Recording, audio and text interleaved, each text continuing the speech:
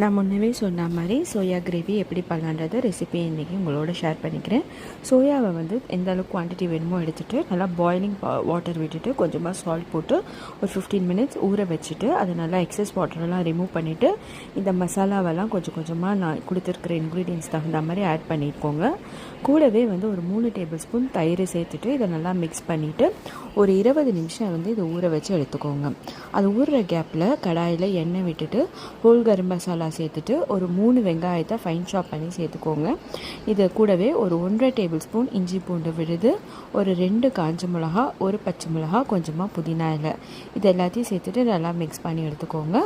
ஒரு 3 தக்காளியை வந்து ஃபைன் சாப் பண்ணி ஒரு அரைச்சி சேர்த்துக்கலாம். இது கூடவே ஒரு table spoon red chilli powder, ஒரு டேபிள் ஸ்பூன் தனியா பவுடர் சேர்த்துட்டு தக்காளி விழுதையும் சேர்த்துட்டு கொஞ்சமாக தண்ணி விட்டு இது எண்ணெய் பிரியிற அளவு குக் பண்ணிக்கோங்க. தேவையான அளவு உப்பு போட்டுக்கோங்க. உப்பு போட்டு இதை லிட்டை போட்டு மூடி வச்சு இது எண்ணெய் பிரியிற அளவு குக் பண்ணி எடுத்துக்கோங்க. இப்போ இங்கே இது ரெடியாக இருக்குது. ஊற வச்ச சோயாவை நம்ம இது கூட சேர்த்துக்கலாம். இது வந்து நல்லா மசாலாலாம் அப்சர்வ் பண்ணி நல்லா இப்போ ஊறி இருக்குது. இது கூடவே கொஞ்சம் தண்ணி விட்டு நமக்கு எந்த அளவுக்கு கிரேவி கன்சிஸ்டன்சி வேணுமோ அந்த அளவுக்கு இதை வந்து தண்ணி விட்டு இலக்கம் கொடுத்துக்கோங்க. திரும்பவும் இதை வந்து ஒரு லிட்டை போட்டு மூடி நல்லா குக் பண்ணுங்கள். அது ரெடியாக இருக்கிறதுக்குள்ளே 2 டேபிள் ஸ்பூன் தேங்காய், ஒரு 5-6 முந்திரி, 1/4 டீஸ்பூன் சோம்பு சேர்த்து கொஞ்சம் தண்ணி விட்டு இதை விழுதாக அரைச்சிக்கோங்க. இப்போ இந்த விழுதையும் வந்து நம்ம கிரேவியோடு சேர்த்துக்கலாம். அது கூடவும் எந்த அளவுக்கு நமக்கு தண்ணி வேணுமோ அந்த மிக்ஸி அலம்பி அதிலேயே நம்ம சேர்த்து மிக்ஸ் பண்ணி எடுத்துக்கலாம்.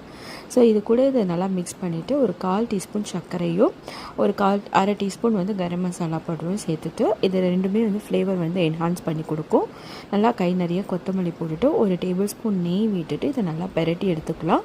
அட்டகாசமான சோயா கிரேவி ரெடி.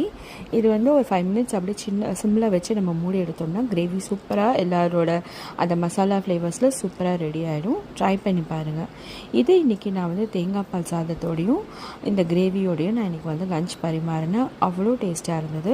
இதுக்கு பீஸ் புலாவ் ஒரு பிளெயின் கீ ரைஸ், குஸ்கா இது மாதிரி எதுக்கு வேணாலும் வச்சு நம்ம பேர் பண்ணி சாப்பிட்லாம். ட்ரை பண்ணி பாருங்கள். எப்படி வந்ததுன்றது சொல்லுங்கள். தேங்காய் பால் சாதம் ஆல்ரெடி நான் சேனலில் கொடுத்துருக்கேன், லிங்க் டிஸ்கிரிப்ஷனில் கொடுக்குறேன், அதையும் செக் பண்ணி பாருங்கள். நீங்கள் இப்போ தான் ஃபர்ஸ்ட் டைம் சேனலை ஃபாலோ பண்ணுறீங்கன்னா சப்ஸ்கிரைப் பண்ணிக்கோங்க. தேங்க்யூ ஸோ மச் ஃபார் வாட்சிங். நம்ம அடுத்த வீடியோவில் சந்திக்கலாம். தேங்க்யூ.